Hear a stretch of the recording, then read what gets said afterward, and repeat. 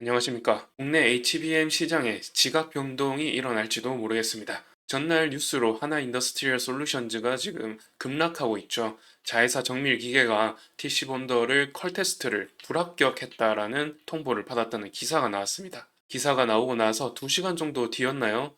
공식 홈페이지에 오보라는 공지를 띄웠습니다. 그런데도 주가가 계속해서 하락하고 있는데요. 저와 함께 우선 진상을 파악해보고 앞으로 하나 인더스트리얼 솔루션즈가 어떻게 해야 이 TC 본더의 독점 시장 판도를 바꾸고 상승할 수 있을지 말씀드려보도록 하겠습니다. 그러니까 먼저 구독부터 해주시고요. 끝까지 시청해주시면 감사드리겠습니다.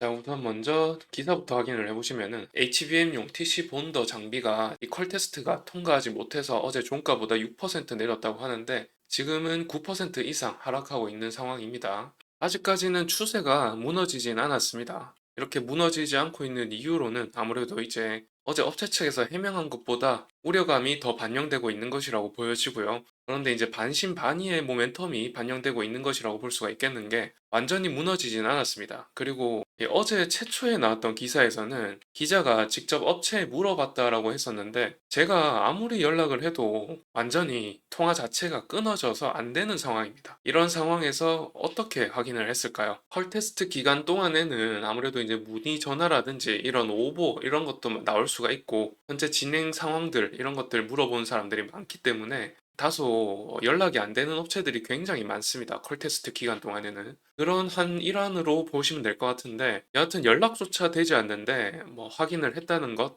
조금 의구심이 드는 상황인 것이죠. 여하튼 어떤 것이 진실인지 아직 확실히 알 수는 없습니다만은 통과하지 못했다라면은 내부자 정보를 통해서라도 이런 부분들이 지금 가격이 다 반납되었을 가능성이 매우 높습니다. 이 가격이 모두 다 반납됐을 가능성이 매우 높습니다. 컬 테스트가 통과하지 못했다면 어떻게든 내부자 정보가 빠져나가기 때문에 그런 정보를 기업에서는 어떻게든 알아낼 수 있고 그런 정보를 이용해서 이 패닉셀을 해버리기 때문에 굉장히 반납 속도가 빠릅니다. 만약에 그게 사실이라면. 그런데 이렇게 지금 시세가 어느 정도 유지해주고 있는 것은 약간 반신반의 아직까지는 좀 믿어보자 이런 게 좀 반영되고 있다고 보시면 되겠습니다. 그래서 여하튼 업체 측에서 이렇게 공지를 바로 그 오보성 기사에 대해서 2시간, 3시간 안팎으로 이렇게 바로 정정 공지를 홈페이지다가 게시를 했습니다. 보시다시피 10월 16일에 보도된 하나정밀 기계 T10온도 컬 테스트가 탈락했다는 기사는 사실과 다름을 밝힌다고 되어 있죠. 아직까지 테스트가 순조롭게 진행되고 있고 납품할 수 있을 걸로 예상된다고 되어 있습니다. 꽤나 업체 측에서는 자신만만한 어조를 하고 있는 것을 볼 수가 있죠.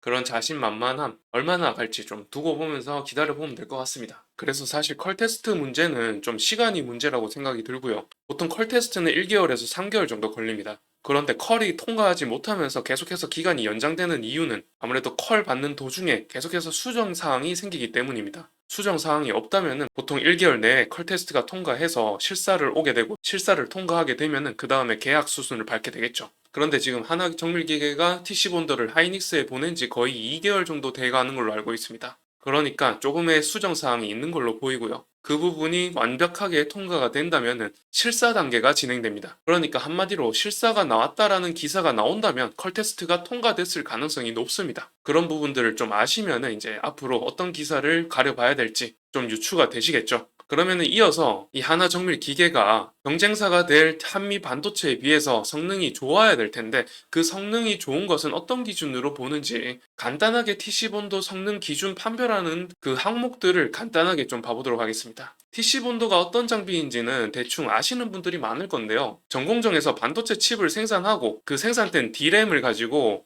12장을 적층시키는 겁니다. D램 반도체 칩이 이렇게 생겼죠. 이것을 계속해서 적층시키는 거죠. 12단으로 적층시켜서 결국에 얼마 전에 삼성전자가 12단 제품으로 내놓았던 그런 HBM 12단 모듈이 하나 나오게 되는 거죠. 그런데 TC 본더가 이제 상부가 있을 것이고 하부가 있을 겁니다. 이렇게 챔버 내에서 위에서 헤드 부분에서 압력을 가하겠죠. 그리고 이제 보통 여기를 베드라고 하는데 이 베드 부분에서 이제 반도체 칩이 올라가 있을 것이고 또 이 사이에 반도체 칩 하나하나가 들어가겠죠. 여기 사이에 반도체 칩 2개 사이에 솔더볼이 들어가는데요. 이 솔더볼을 넣고 정기적인 연결을 시키는 게 범핑 작업입니다. 그리고 하이닉스 같은 경우는 이 안에 에폭시라는 제품을 넣죠. 일본의 나믹스라는 회사에서 단독 공급을 받고 있습니다. 단독 계약을 통해서 단독 공급받고 있는데 이 에폭시라는 제품의 그 점도라고 하죠. 흐물흐물거리는 정도가 이제 점도가 되겠는데 그 점도 기술도 상당한 걸로 알고 있습니다. 함부로 흉내도 못 내기 때문에 삼성전자가 이걸 따라 할 수도 없는 거죠, 지금. 그리고 TC 본도 같은 경우는 이 헤드의 정렬이라든지 반도체 칩의 정렬이라든지 범프의 피치 간격이라든지 이 베드의 위치라든지 이것들이 또 움직이면서 생기는 진동, 이런 진동들이 생기다 보니까 내진 성능도 좋아야 될 겁니다. 그래서 정렬도라든지 내진의 성능이 어떠한가, 이게 좀 관건이 되겠고요. 그리고 열을 초미세 컨트롤을 할 수 있어야 됩니다. 이 온도가 뭐 10도, 20도 이런 게 아닙니다. 마이크로 단위의 온도를 컨트롤할 수 있는 기계여야 되고요. 그리고 압력과 진공 관리가 또 초미세 단위로 이제 이루어져야 되는 건데요. 지금 이렇게 뚫려 있는 것처럼 보이지만 이 챔버 안에는 진공이 되어야 된다는 거죠.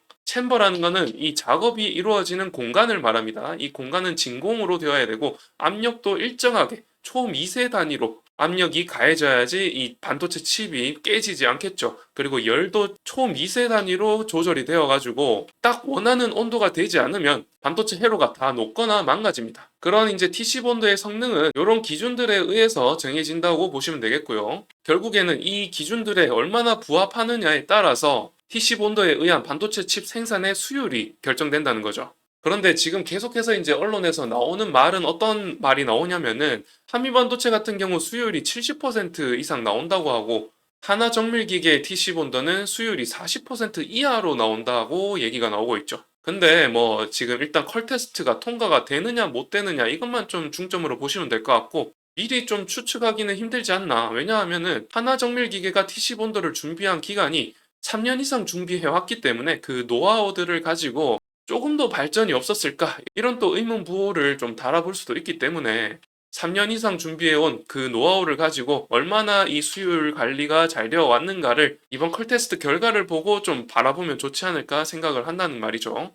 여하튼 결론적으로 지금 어느 부분에서 지금 수정 보완 조치가 이루어지고 있기 컬 테스트가 조금씩 늦춰지고 있다는 걸 아시고 그 보완 부분이 잘 정정이 된다고 하면은 컬 테스트가 통과될 겁니다. 그래서 기사를 좀 기다려 보시면서 제가 기사가 나오는 대로 빠르게 정보를 업데이트 시켜 드리면서 영상 촬영해 드릴 테니까 기다려 보시면서 제 영상만 계속 기다려 보시면 좋지 않을까 싶습니다.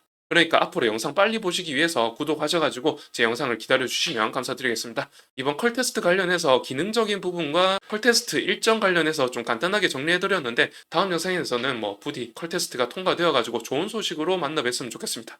시청해 주셔서 감사드립니다. 다음 영상에서 뵐게요.